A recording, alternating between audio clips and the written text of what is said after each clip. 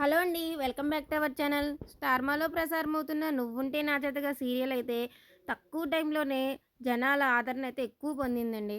ఈరోజైతే ఆ ఎపిసోడ్ ఏం జరిగిందో చూసేద్దాం. మిథున వాళ్ళ మావయ్య గారిని కాపాడతాకి వాళ్ళ నాన్న జడ్జి కాబట్టి పోలీసులను పంపించొచ్చని చెప్పేసి ఆయన్నైతే గుడికైతే పంపిస్తది. మాట్లాడాలి మీతో, నేను ఇక్కడే ఉన్నానని చెప్పేసి అబద్ధం చెప్పి.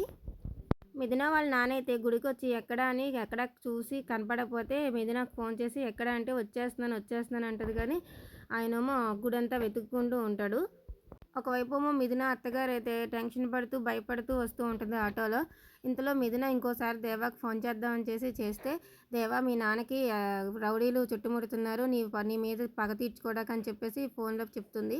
అప్పుడు దేవా గబగబా కంగారు పడుతూ బైక్ అయితే తోలుతాడు. అప్పుడైతే కారైతే యాక్సిడెంట్ అవుతది దేవాకి మధ్యలో.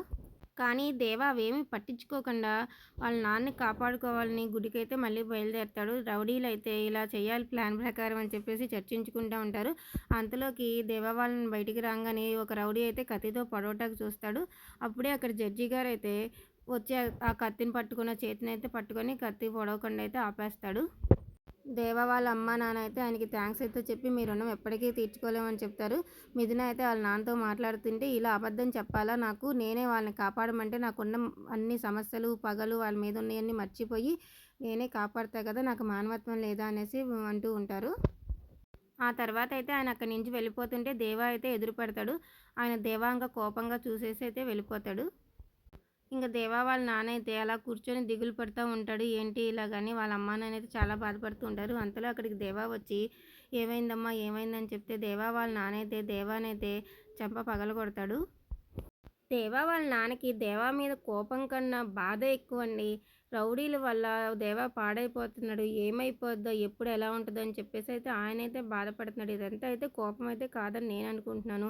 అలాగే మిథున అయితే చాలా సంతోషంగా ఉందండి. ఎందుకంటే వాళ్ళ అత్తగారు పూర్ణాహుతి మిథునతో ఏపిస్తున్నారండి.